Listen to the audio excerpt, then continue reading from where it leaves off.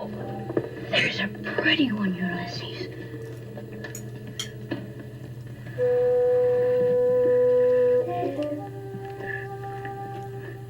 There it is. Hello BookTube, I'm Sean the Book Maniac. Welcome back to my channel. Here I am with another Friday Reads, and I don't really like this overhead lighting. But recently I've been started playing around with the light filters on my video editing software. I did that for the first time in my life, unless I was trying to create a momentary effect, and I don't even know if I've ever done that, but I think it was my forthcoming releases video a couple weeks ago where I turned the filter on to give myself a little bit of color because I was so pale. I was so sick that day. Anyway, I might have to do it again, not because I feel sick. Actually, I feel better than I have thus far in 2023, but this overhead light kind of bothers me. And I don't have ring lights or other lighting that I can, would have been a real big effort to move stuff around, and I don't really have that kind of time today. I'm a very busy person. No, I'm not. All I ever do on Fridays typically is Friday Reads. What a lovely privilege to have to devote a whole day to doing my Friday Reads.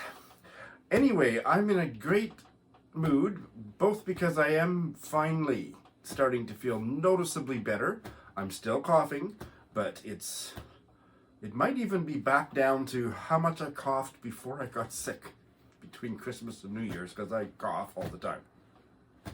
And my energy level is fluctuating, but there are half days or perhaps even full days where I feel full of vim and vigor, and just am really enjoying life. There's other half days or days where I don't, but it is going in the right direction.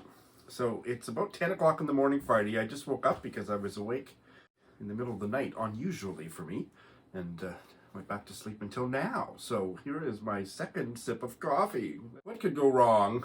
The big news I have to tell you, other than that I'm feeling better, is last Saturday was a highlight of my literary year. My mom and I went to a lecture luncheon featuring Western Canada's most preeminent writer. Some of you have been introduced to her by me. Others of you may not know who I'm talking about, but you're sure gonna if you keep watching my channel. Sharon Butala.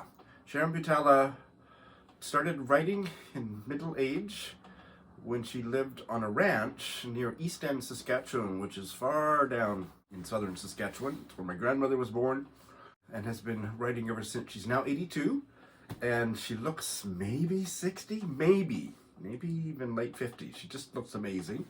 I had never met her. I'd never been to a reading with her. She's one of Mom's very most favorite writers. So we went to this lecture luncheon, and oh, was it fantastic. She gave a lecture that was, she has had, I didn't look it up. I'll put the cover up and put the information about the book in the show notes. But she had a collection of essays come out maybe last year about aging and the writing process, being an older writer, that looks just fascinating. I'm gonna have to borrow my Christmas gift from my mother to read it, or buy my own copy, because she kind of did a riff on some of the themes she explores there, and her lecture was almost stand-up comedy. It was so funny, and she took the tack of not going for the hopeful, inspirational lecture, but instead focusing on the negative. And she was being a bit tongue-in-cheek with it, but her droll humor and the way she delivered this lecture, I was in stitches. I just fell in love with her.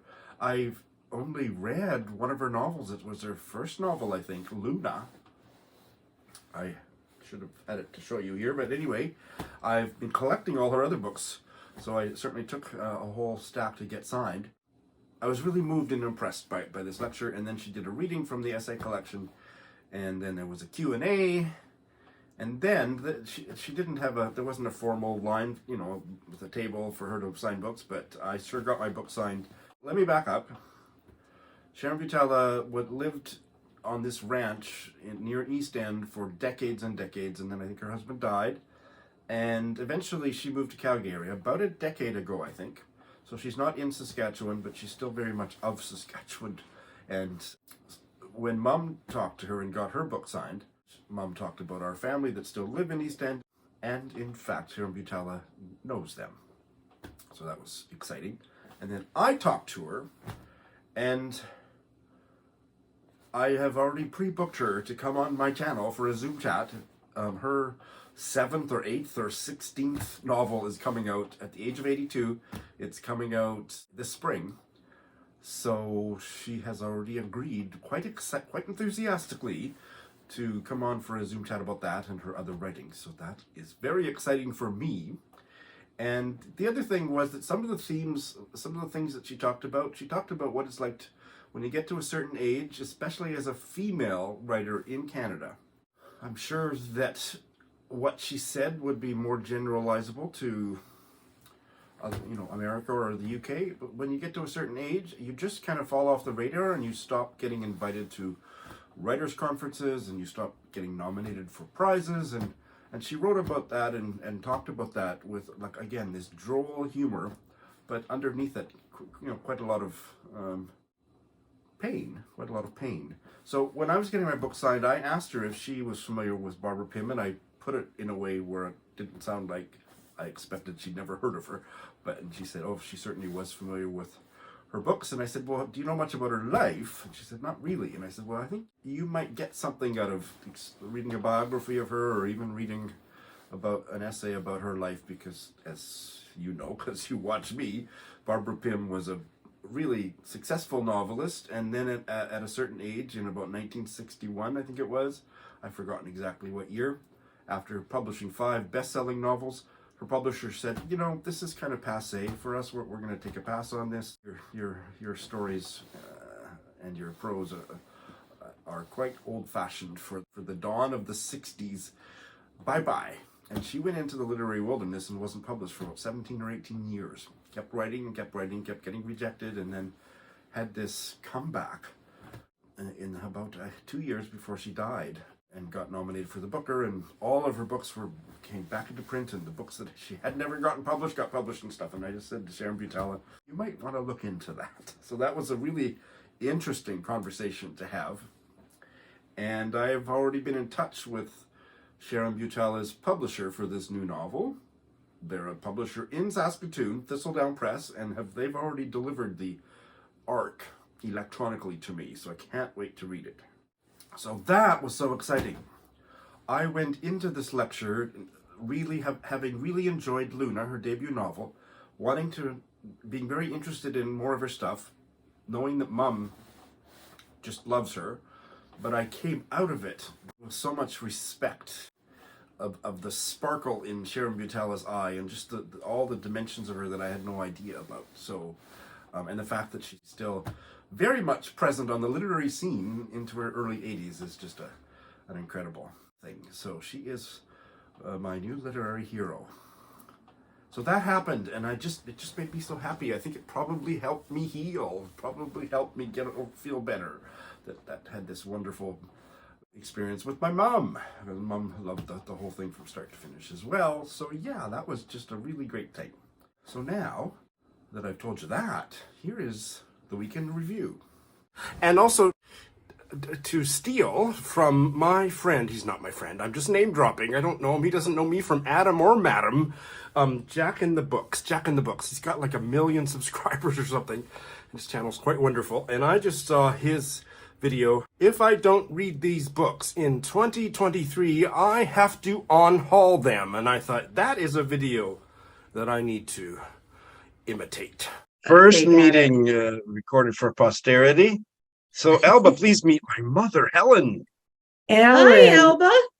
Hi, Ellen. Nice to meet you. Encantada de conocerla. I'm enchanted to meet you. Oh, I've been looking you. forward to it.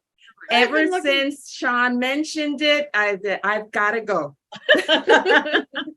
And I really wanted to understand, to really look into the tropes that dominated my life, really, because I heard on one hand, I had this idea of sort of the noble savage, a terrible, terrible stereotype, but somehow Indigenous people were close to the land and close to the spirit world. And to me, in part, they were, this notion that they knew things I didn't know. And there was this magical community and communion among them, which made me long for that world.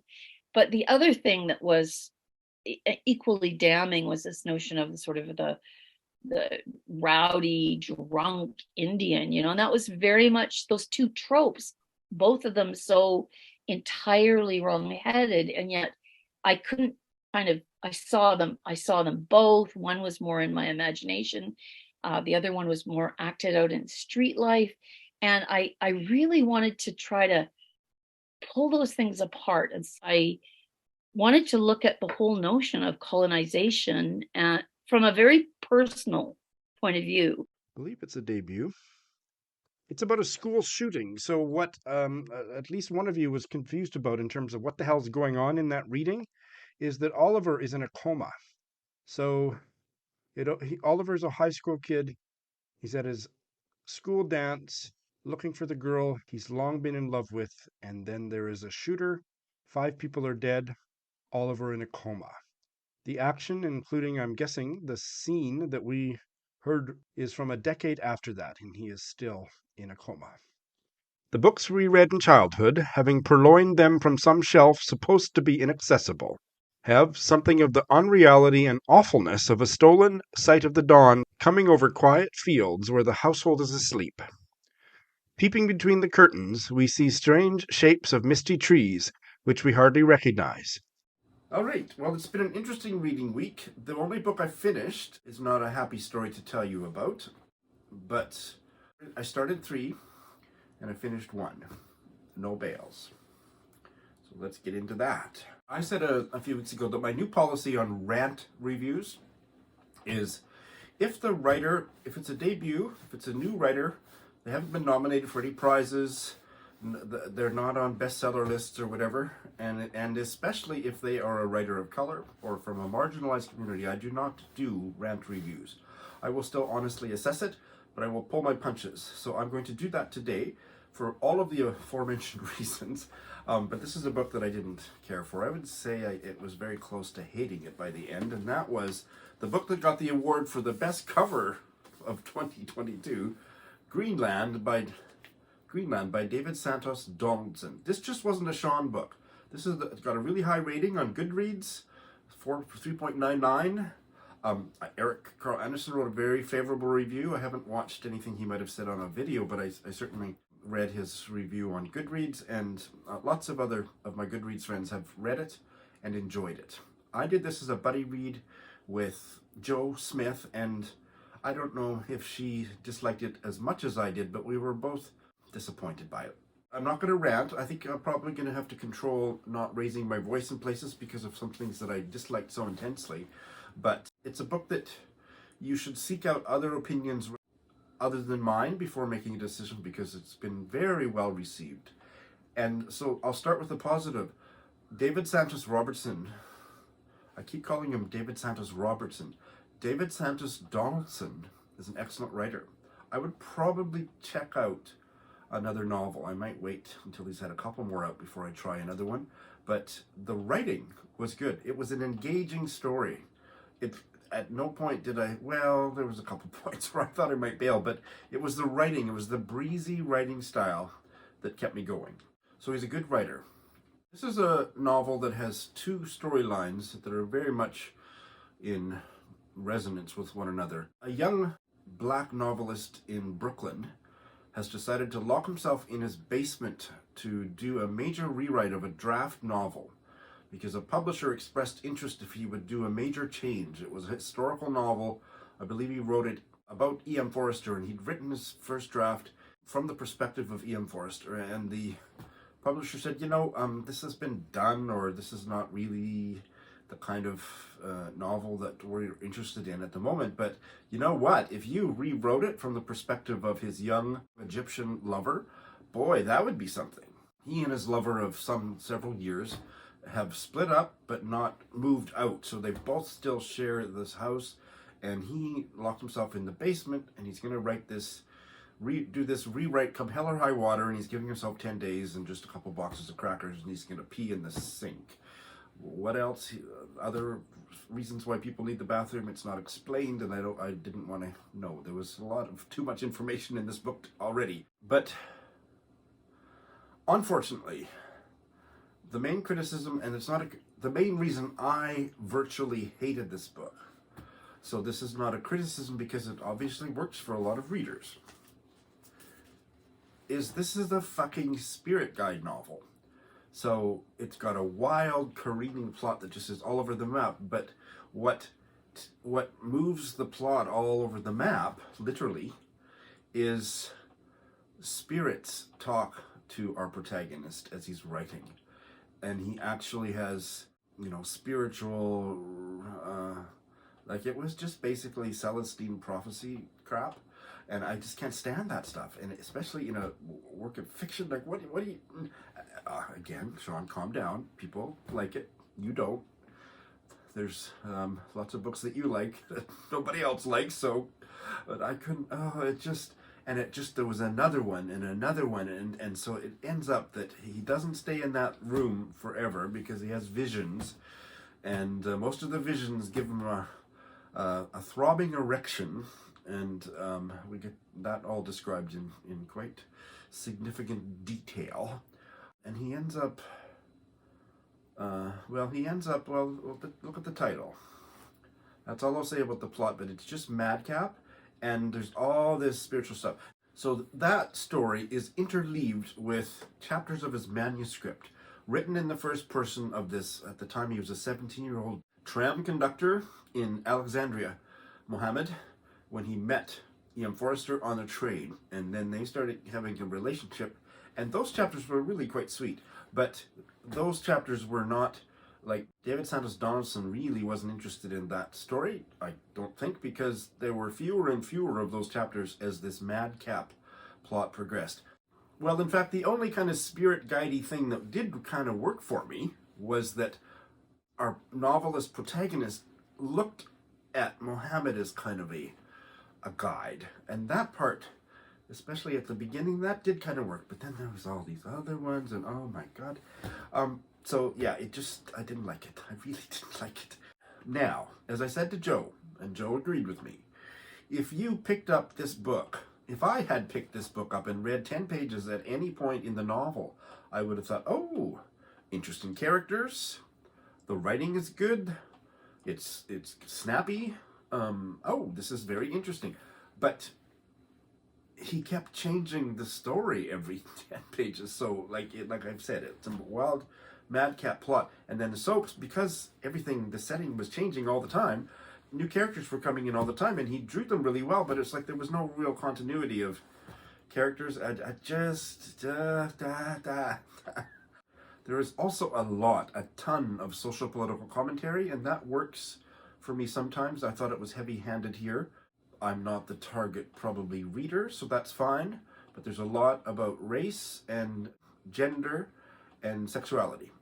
The problem, I think for me, and I know I'm not alone in this, looking at other Goodreads reviews, is that I thought the protagonist was a bit of a jerk. You're just really whiny, and I think it would have been more successful if instead of the first person protagonist, this black novelist guy of Caribbean British origins living in New York with his white lover, if instead of him whining all the time and always criticizing everybody around him for treating him in a racist way or a homophobic way, and then pages and pages of theoretical analysis of the way they were treating him was homophobic or racist, if instead, then for me as a reader and as a sympathetic reader open to woke stuff, I like to think, if the story had just showed it instead of the whiny narrator always complaining about it, I think it would have gone over better for me, for this particular reader. But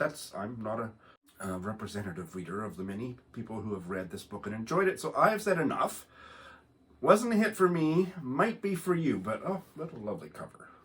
So that's what I finished. I'd hoped to finish one more, but life happened. So I've started 3 books.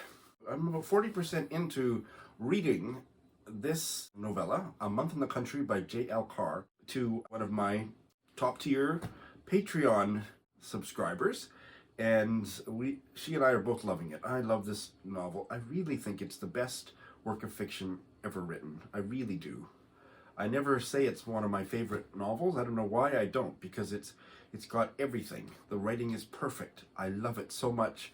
This is my second reread, third time I'm reading it, and it's just pure bliss. What else is there to say, really? Scott, are you ready for my preliminary reaction to Mayflies by Andrew O'Hagan? I'm really enjoying it. I'm not that far in. I'm doing it as an audio text combo. I'm on page 34, so I've only got a bare start. It's set in a small Scottish town in the mid-80s, and the protagonist is very bookish, and his friend Tully is not bookish, but they are best friends.